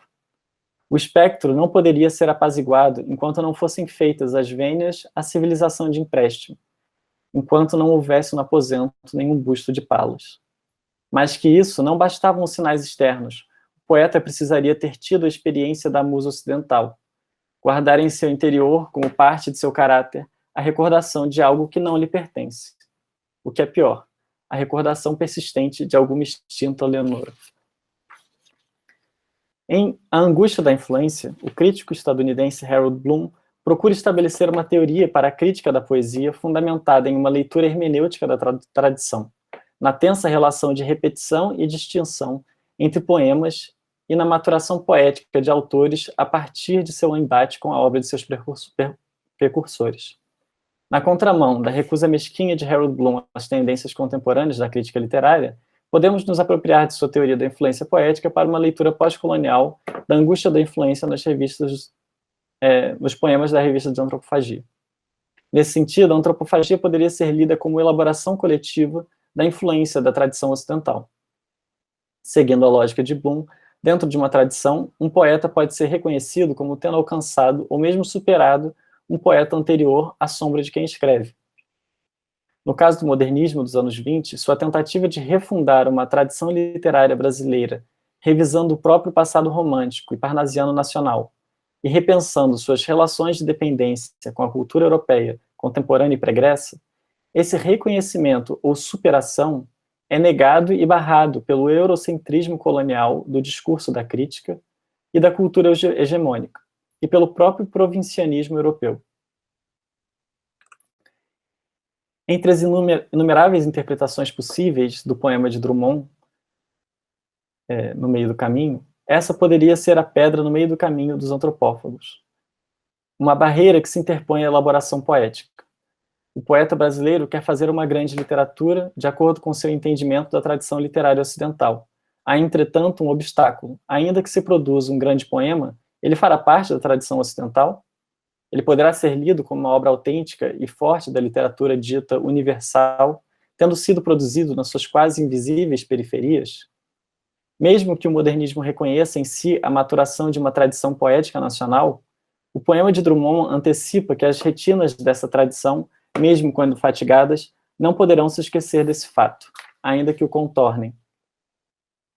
Ao ponto de 2 décadas e meia mais tarde, lermos na obra mais canônica da crítica literária brasileira do século XX, a formação da literatura brasileira, tratar-se essa tradição de, eu cito o Cândido, um galho secundário da portuguesa, por sua vez, um arbusto de segunda ordem no Jardim das Musas. Fecha citação.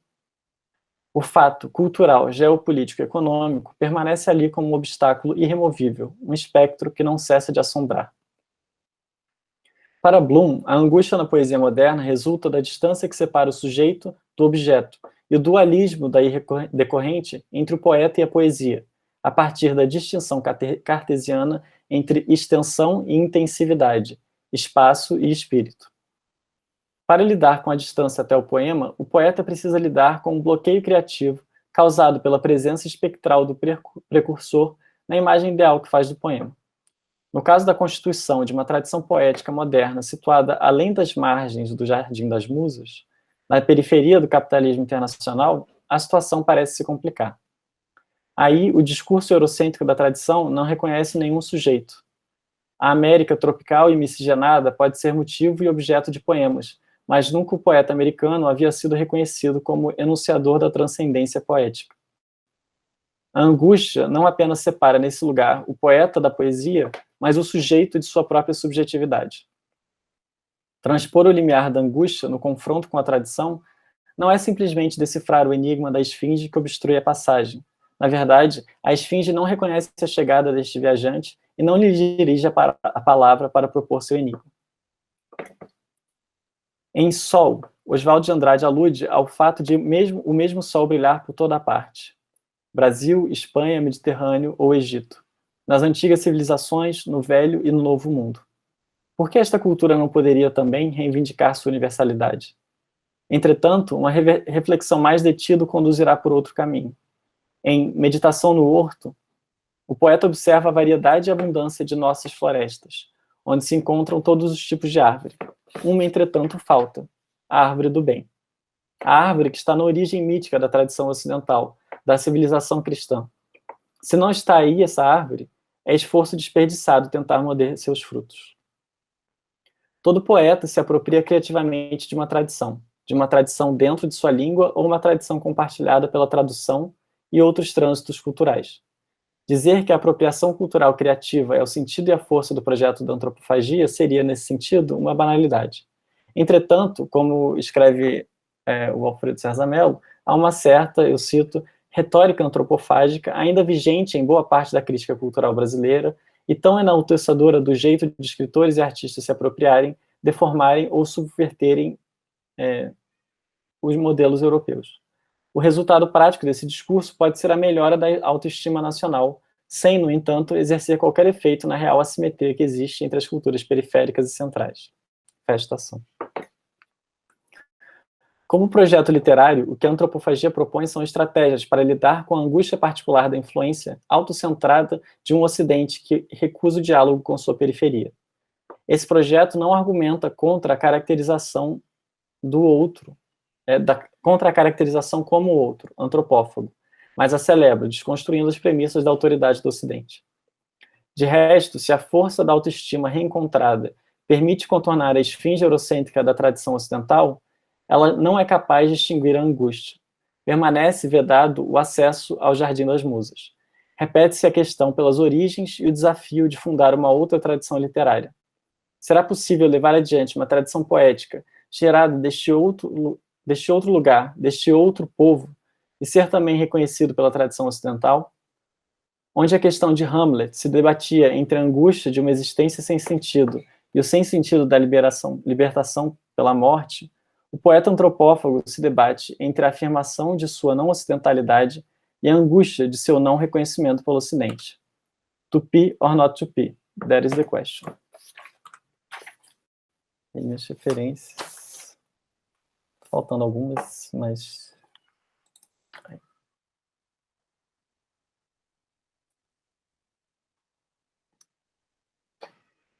Foi isso. Muito obrigado. Obrigado, Rodrigo. Bom, posso fazer um comentário, Canan? Claro, fique à vontade. Eu só estou ouvindo um eco da minha voz. Não sei o que... Foi? Não, estamos ouvindo. Tá, deixa eu abrir a câmera de novo aqui, peraí. Pronto. Rodrigo, talvez seja melhor, tente fechar o seu microfone e abrir só na hora de responder ao Luiz, talvez isso melhore. Eu queria fazer um comentário e depois uma pergunta. Primeiro, quero parabenizar o seu trabalho, eu gostei muito. E estou bem nessa linha de investigação, né, de como um pensamento maior, como, por exemplo, da antropofagia, mas desses intelectuais paulistas, né, sobretudo Oswald e Mário ali, em que medida influenciam o Bandeira, porque a minha produção ali, quer dizer, o período de produção das crônicas é de 28 a 33, 28 que é o ano de publicação, né, dessa edição que você está em setembro de 28 ali, é justamente quando tem as primeiras crônicas da província do Brasil sendo publicadas. Nosso olhar vai ficando tão viciado na pesquisa, me chama a atenção uma coisa que eu ainda não tinha visto no Noturno da Lapa, da Boi da Lapa, que é um poema que eu adoro, é a presença de um busto, e o busto imortaliza, né, ele é uma memória distintiva, e isso é patrimonial, né, o busto, ele é uma figura patrimonial, então, mais uma vez, me reforça a ideia, né, de como há mesmo essa concepção poética patrimonial muito presente, e a gente só percebe, assim, nos detalhes, às vezes, são pequenas referências que a gente vai encontrando nos poemas. Mas esse é o comentário. A pergunta que eu tenho para te fazer é se, na sua pesquisa, você chega a investigar o diálogo entre essas figuras no backstage. Eu falo isso porque eu estou, nesse momento, né, lendo as cartas, a correspondência, né, com o Bandeira e o Mário, e como há, assim, nesse âmbito do íntimo entre esses intelectuais ali, como que essas figuras vão aparecendo, assim, né, e em 28 a relação do Mário com o Oswald já está bastante turbulento, eles já vão ali romper, e há uma preocupação muito grande do Mário em como ele ficou incomodado de talvez não ter sido a grande estrela no movimento, né, antropofágico, como que o Oswald acabou, né, ganhando, né, um destaque muito grande com isso, né, enfim. Então, não sei, se esse universo do privado, das relações entre eles, isso foi objeto, as correspondências que eles trocaram, né, os convites para compor a edição, enfim, e o que você encontrou, se isso foi também um caminho metodológico, o que você encontrou por aí. É isso, obrigado. Obrigado, André, pelo comentário, pela pergunta. Acho que, de fato,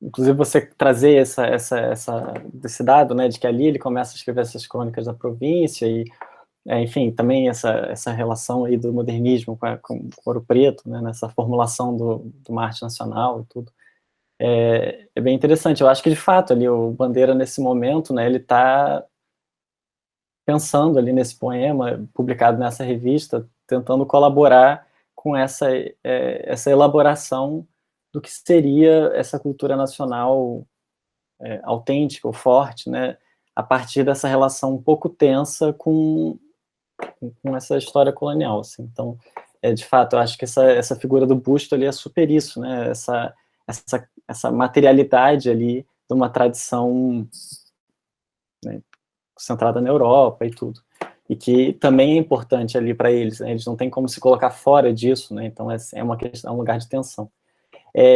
Sobre a minha pesquisa, na verdade, eu tenho algum contato, assim, com a correspondência que eu li, que eu gosto, acho interessante, tem muitas coisas para a gente aprender e, enfim, são muitas vezes prazerosas leituras, mas o meu foco na minha escrita é tentar pensar em que medida, de que formas ali a revista Antropofagia e tal, as revistas, elas conseguem fazer uma intervenção pública, né, na história. Então, eu acabo não indo para esse backstage, né? Eu estou tentando pensar mais o efeito da publicação como intervenção ali naquele momento, né? Então, lendo ela como um conjunto, assim, também, né? Sem tentar dissociar, porque ela frequentemente tem vozes opostas e contraditórias, né? Que também eu não entrei muito, né? Muitas diferenças entre a primeira e a segunda fase, tudo.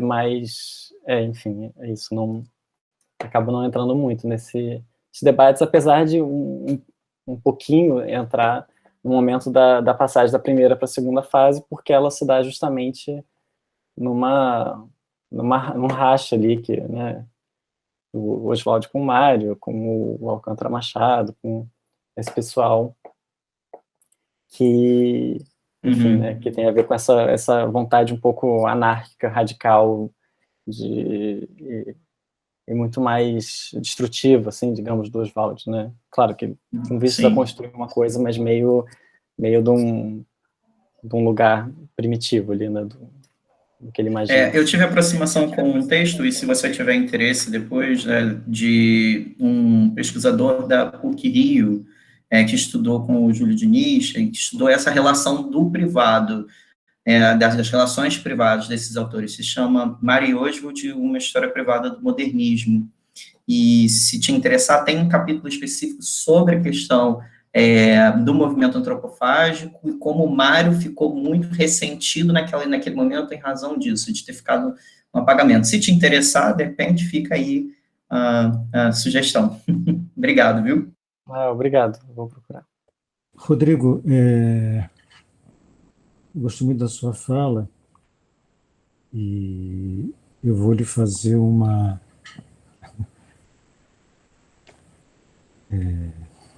não sei que palavra eu vou usar, mas é o seguinte. Você citou nas suas referências a minha apresentação lá da revista Antropofagia, né, que saiu há uns anos atrás, não sei, 4 anos, sei lá. Uma reedição, não sei se o Carlos chegou a ver isso, uma caixa grande com as revistas todas em facsímile. Estava com muita curiosidade, porque ia perguntar mesmo se há edições facsimiladas, porque eu não conheço, realmente não tenho, e acho muito importante. Eu acho que ainda existe, Carlos, acho que ainda é possível encontrar. Saiu uma caixa, organizada pelo Samuel Titã, com todas as revistas em facsímile. Depois torno a falar, diz tu, depois quero falar. Tá ok. É uma edição muito bonita e, enfim, e eu fiz uma nota introdutória à revista Antropofagia. Vou ver onde eu vou chegar, Rodrigo, é o seguinte. Eu li detalhadamente todas as revistas, todos os números da revista, e fiquei com a impressão de que eu fui a primeira pessoa que leu aquilo. O que é ridículo isso que eu estou dizendo, porque há efetivamente pesquisadores que se debruçaram sobre esse tema, que nem é um tema meu. Mas fiquei com a impressão de que só eu tinha lido. Vou explicar por quê. E depois que eu escrevi, a impressão vai continuar sendo a mesma para quem vier a ler adiante, porque eu não dei também a impressão de que li. E vou dizer por quê. Porque a revista tem uma massa textual incrível sobre a qual ninguém até hoje disse absolutamente nada. Então fica com a impressão assim, não é possível. Então, assim, tem um tesouro que todo mundo chega assim, olha, o que isso aí? Ah, são tesouros. Ah, tá bem, obrigado. E passa e vai embora. Quer dizer, eu fiz um pouco a mesma coisa. E vou lhe dizer o que eu acho que me chamou demais a atenção. Acho que ninguém nunca tocou nessa questão, e eu quero trazê-la para você. Eu adoraria que você pegasse isso para você.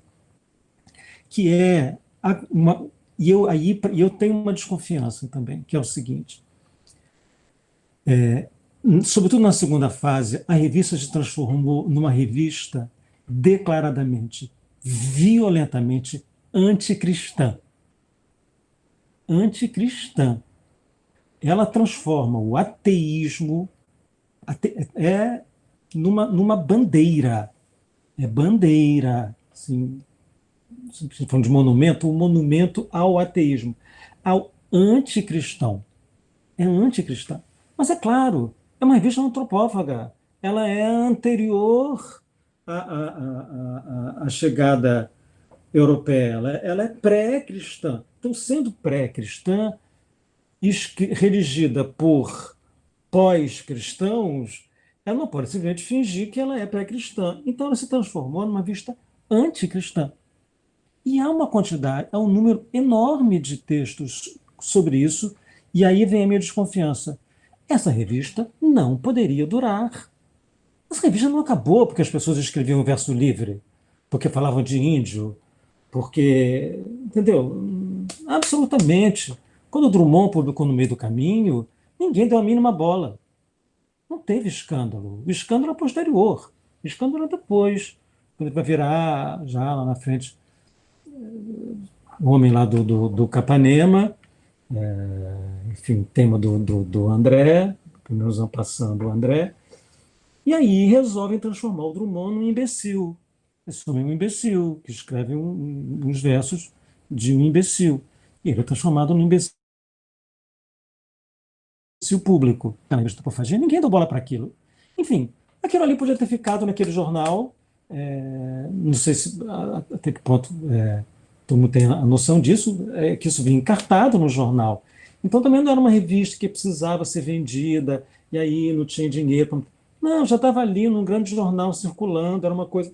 Agora, nenhum grande jornal em São Paulo, sobretudo, poderia bancar uma revista que tinha se transformado numa plataforma anticristã.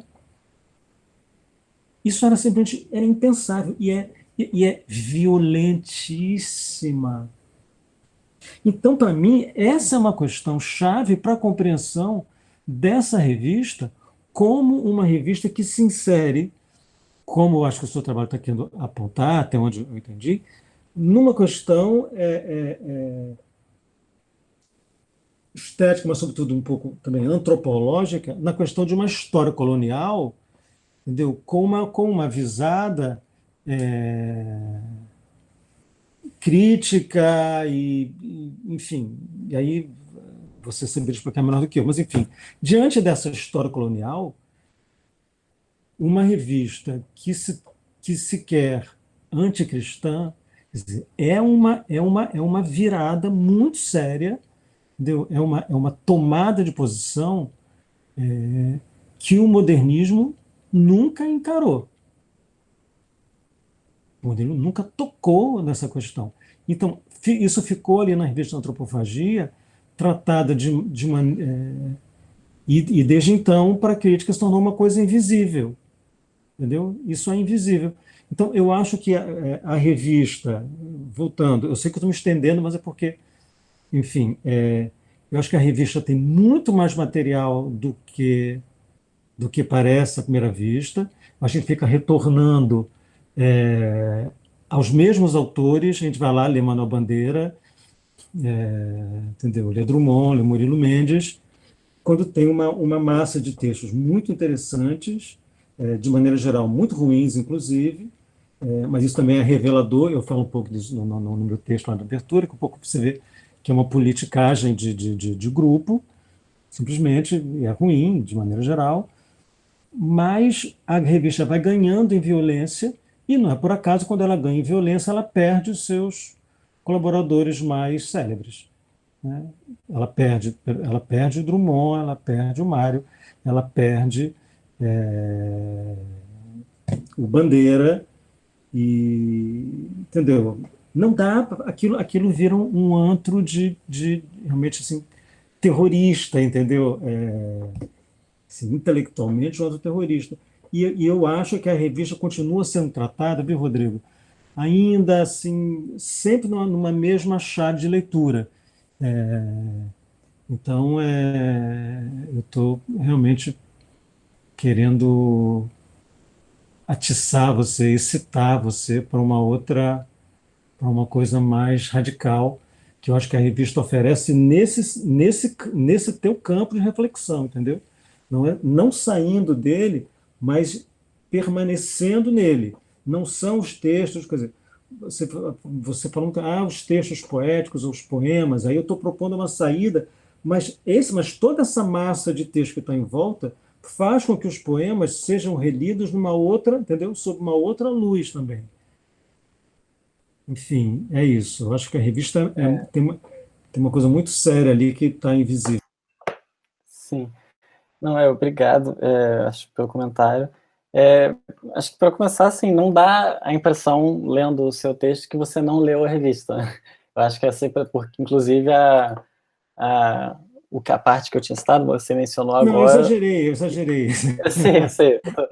Que é uma paráfrase, né? Que eu acabei substituindo uma paráfrase por causa do tamanho, assim, para diminuir o texto, que é justamente uma leitura que você faz geral sobre essa política da primeira fase da revista, que esses poemas provincianos, esse tom cordial ali da crítica, né? Que fica perdoa tudo e tudo aceita e tal. Agora, esse comentário realmente, né, de fato, essa virada na segunda edição é super anticristã e principalmente anticatólica, né, na medida que, inclusive, tem uma edição lá, acho que na número 5, que eles colocam uma comparação, uma análise do analfabetismo nos países protestantes e nos países católicos, e mostrando como o analfabetismo é muito maior nos países católicos. Então, assim, e tem algumas ponderações, né, porque tem uma hora que um texto com o pseudônimo do Oswald, em que ele cita uma proibição dos anjinhos carregando santos nas procissões de São Paulo pelo bispo, e aí ele fala que, na verdade, o mais bonito das procissões são justamente as manifestações populares, e aí ele assina alguns artigos, né, como um pai cristão comprometido, assim, ironicamente, né. Então, acho que tem alguma concessão ali para algum cristianismo que não é a religião, né? Que não é a doutrina, que não é o que tem de colonial, o que tem de... É a festa. Ele está gostando A festa, da claro, festa. isso, exato. Foi o que eles foram ver na viagem 24 em Minas Gerais. Isso. Festa. Mas, não, assim, como eu também falei, esse aqui que eu faço é uma digressão, né? A minha tese não é sobre a poesia em geral, eu não tenho nem costume de falar isso, inclusive, eu estava um pouco inseguro de falar um jeito meio profano, citando poemas pelas metades e coisas assim, mas foi uma parte que me deu muito prazer fazer, porque, afinal de contas, também a gente gosta, né, de falar dessas coisas, um poema bom como esse aí do Bandeira, e os outros também, enfim, o Drummond, essa genialidade e tal. Mas na verdade, eu acabo me detendo muito nessa coisa do discurso ideológico, assim.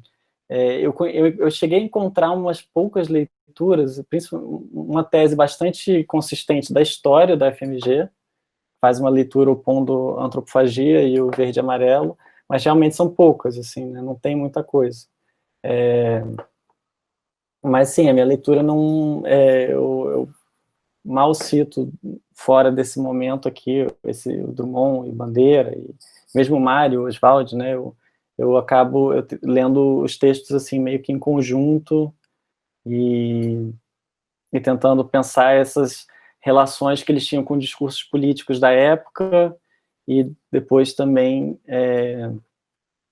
como que eles também configuram uma certa enfim, formulam um debate ali que vai ser, de alguma forma, incorporado e aproveitado numa concepção de brasilidade miscigenada, de uma forma menor, né, ali no Estado Novo, mas que depois vai ser muito recuperado, digamos assim, por um campo progressista e liberal que se opõe a uma visão completamente racista, mas ainda assim tem uma visão um pouco,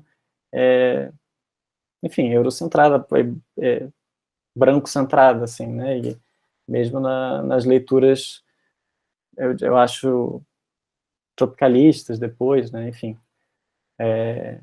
uma leitura em que ainda ainda tá ali, enfim, esse gesto, né, dos modernistas ali de se dizerem índios, né? Então o Oswald lá com aquele catolicismo enrustido, falando português, rico e branco, dizendo não, nós somos antropófagos e tal. Então essa lógica enfim, esse é um pouco o meu foco, mas aí então essa minha leitura passa por outros lugares ali, eu acho. Posso falar? Quero dar os parabéns, gostei do seu trabalho, acho que foi muito ordenado na leitura que fez de alguns poemas mais ou menos canónicos, que são conhecidos fora da revista, e essa sequencialidade pareceu-me muito importante. Eu estava sempre a pensar, eu como professor de literatura brasileira, que não tenho a revista, enfim, para mim é fundamental sempre o enquadramento, não é? Porque há tantos lugares comuns, há tantas leituras que são enquadradas, é o manifesto da antropofagia, enfim, que eu leio sempre nas aulas, enfim, com todo o detalhe, e achei fantástico o que o Canan disse, não é? Essa ideia de parece que sou o primeiro, não é? E isso acontece tanto nos estudos literários, não é? Enfim, quando entramos a fundo nas coisas e quando lemos os manuais ou certos textos, enfim, há muita coisa que vai sendo absorvida por uma via, segunda via, terceira mão, quarta mão, e não se mete a mão na massa propriamente dita, não é? E por isso é que eu gosto muito das edições facsimiladas, enfim, e que nos permitem, tranquilamente, sem ir à biblioteca, poder ter essa visão. Achei que o seu foco é um foco teórico, enfim, interessante, tendo repescado também o Bloom para dar conta das tensões a partir da angústia e da influência, né? É um ponto interessante, mas eu estava sempre a pensar justamente nesta necessidade de reler, né? Fazer uma leitura nessa linha que o Canan diz, ler tudo, né? Porque eu estava a República, a Canção do Exílio, o Noturno da Rua da Lapa, estava a pensar, mas que outros poemas que eu não conheço, não é? O que é que está lá naquela massa para reavaliar, não é? E esta questão de uma revista anticristã, enfim, nesse segundo momento parece-me muito interessante. Já agora fiquei surpreendido, enfim, gostei de ver o nome da sua orientadora, que ela foi pesquisadora aqui na Universidade de Minho, e eu acompanhei o processo dela quando concorreu para a Unicamp, conheço muito bem, aliás, assistiu às minhas aulas de mestrado, eu estive na banca de doutorado dela, a Helena Brudjoni. Sim. Dei-lhe cumprimentos meus já agora, quando estiver com ela. Um beijo. Vou passar, encontro ela logo mais. Eu tenho um grupo de orientação agora à tarde. Muito bem, que bom. Pronto, é tudo, é só para dar. Sim, ela está um pouco travando, mas eu fui muito da leitura da teoria pós-colonial e tal, essa parte eu fiz com ela, né? Foi bastante, acho que, produtivo esse diálogo. Mas será muito interessante incorporar nessa leitura pós-colonial esta linha que o Canan falou do anticristão, não é? Como é que... Porque eu acho que mesmo os textos sobre o pós-colonialismo e a teoria pós-colonial muitas vezes estão presos também a alguns paradigmas, a algumas linhas de leitura, não é? E acho que às vezes é bom mexermos, não é? Remexermos e termos um olhar próprio, não é? Esta questão pareceu-me interessante, porque vai ao encontro dessa posição, não é? Já agora uma pergunta, o Oswald, o Canan, portanto, referiste que os maiores poetas, o Bandeira e eles vão saindo, mas o Oswald nessa linha antiga. Ele é um dos pilares desse...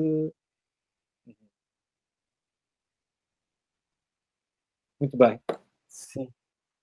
Se eu entendi, É, o não, Oswaldo certamente continua vou pensar um até o pouco final. mais. Ele continua.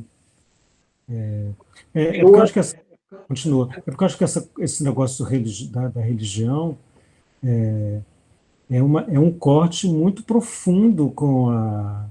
Entendeu? Porque você falou tanto, Rodrigo, assim, não sei o que, eurocentrado, brancocentrado, não sei o que, centrado, todo mundo centrado. Ora, mas uma ruptura com o cristianismo é a grande ruptura, entendeu? É o grande movimento de descentramento, que não importa se você está, entendeu? Porque primeiro que é mais do que você botar um cocar e dizer, sou antropófago, entendeu? Então, tem um negócio ali, quando você, esse corte com o catolicismo, o cristianismo, eu acho que tem uma coisa, é um gesto muito eloquente e muito radical, que tem uma incrível potência anticolonial, sabe? Então, por isso que Não, é certamente, isso. eu acho, vou pensar mais detidamente, assim. Acho que eu refleti um pouco sobre isso, mas talvez inclusive nessa quesito, né, de reconformação, assim, das relações entre povos, assim, né, no país, na nação que está ali. Essa ruptura com o cristianismo, com o catolicismo, ela tem implicações bem profundas, né? Acho que bem radicais, assim. Eu estava com saudade do seu gato, ele chegou aí. É gato ou gata? também vi agora, Ah, muito giro.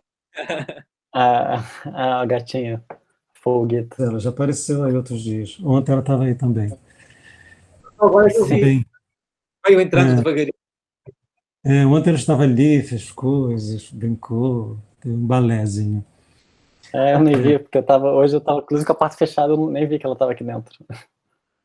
Bem, Ela também vamos lá. Eu acho que podemos concluir então a nossa conversa do dia, na verdade, o nosso simpósio.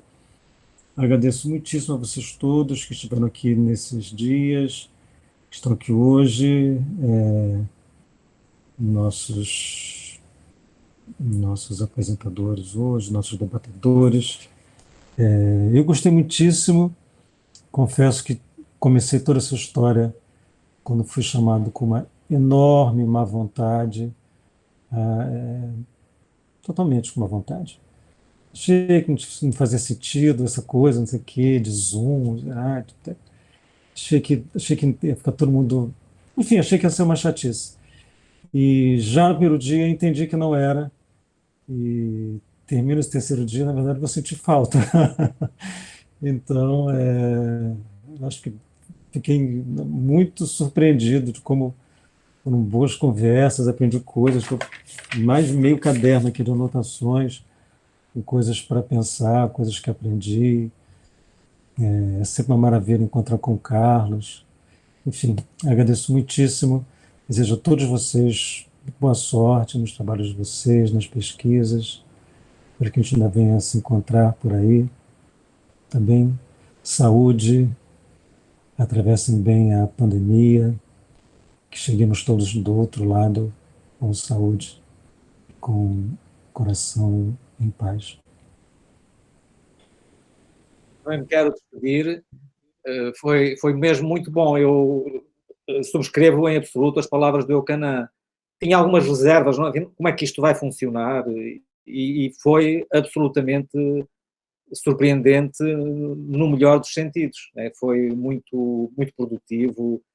As conversas, as discussões e conversas também, não é? Fluíram de uma forma natural e muito produtiva, não é?